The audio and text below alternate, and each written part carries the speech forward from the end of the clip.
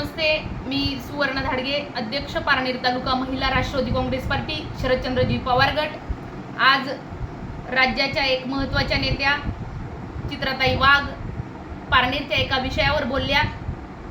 ताई, तुम्ही पारनेरच्या विषयावर बोलत असताना त्या पारनेरच्या विषयाचा अभ्यास केलाय का? ते पारनेरचं प्रकरण काय आहे नेमकं समजून घेतलंय का? आणि त्या प्रकरणामध्ये तुम्ही जे बोललात ते प्रकरण धादांतपणे नव्हे तर 100% खोटं आहे। आणि त्या प्रकरणावर ताई तुम्ही बोललात, महिलांचे प्रश्न सोडवत असताना, महिलांवर तुम्ही बोलत असताना, ज्या वेळेस तुम्ही महिलांचे प्रश्न मांडता, महिलांवर बोलता, ताई तुमचा कुठला आरोप कधी खरा निघला?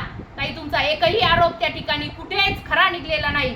मणिपूरमध्ये ज्यावेळेस महिलांची नग्न ढिंड काढली जाते ताई त्यावेळेस तुम्ही कुठे होतात? कुठल्या बिळात लपून बसला होतात? त्याचबरोबर पूजा चव्हाणवर ज्यावेळेस अन्याय झाला, अत्याचार झाला, त्यावेळेस चित्राताई तुम्ही कुठे होतात? न्याय मिळवून दिला का तुम्ही पूजा चव्हाणला? तर नाही न्याय मिळवून दिला। त्या प्रकरणात 4 पैशाच्यासाठी तुम्ही कुठे विकला गेलात चित्राताई? हा प्रश्न माझ्यासारख्या एका सामान्य महिला भगिनीला पडतो।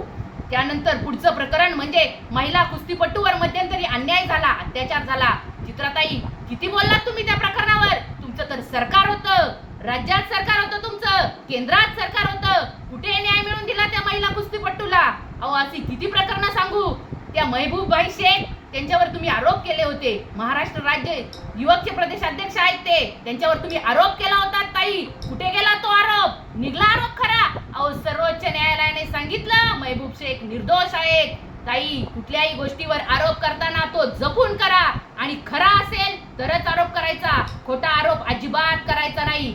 या ठिकाणी तुम्ही पारनेर तालुक्याचे भाग्य विधाते, नगर दक्षिणचे दमदार खासदार आदरणीय निलेश लंके साहेबांवर बोललात।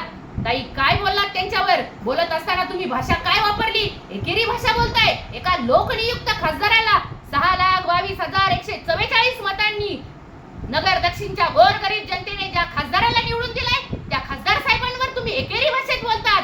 ताई कुठे गेले तुमचे भाजपाचे संस्कार? ताई कुठल्याही गोष्ट बोलताना संस्कार असावे लागतात, विचार असावा लागतो। तो विचार, ते संस्कार आम्हाला आदरणीय पवार साहेबांनी शिकवले, खासदार सौ सुप्रियाताईंनी शिकवले। तुम्ही सुप्रियाताईंवर बोलत असताना काय बोललात ताई?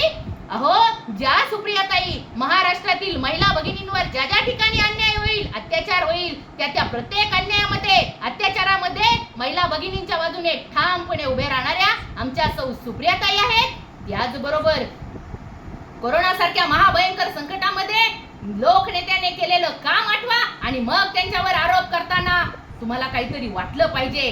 ताई तुम्ही ह्या ज्या सुपाऱ्या घेतात ना, तर माझी तुम्हाला एक विनंती आहे, या सुपाऱ्या घ्यायचं बंद करा। तुमच्या सुपाऱ्यांनी कुठेच काही होत नाही किंवा कुठलाच आरोप सिद्ध होत नाही। तर माझी एक महिला या नात्याने तुम्हाला विनंती आहे का कुठल्याही प्रकरणावर आरोप करत असताना त्या आरोपाची सत्यता पहा आणि मगच बोला। धन्यवाद।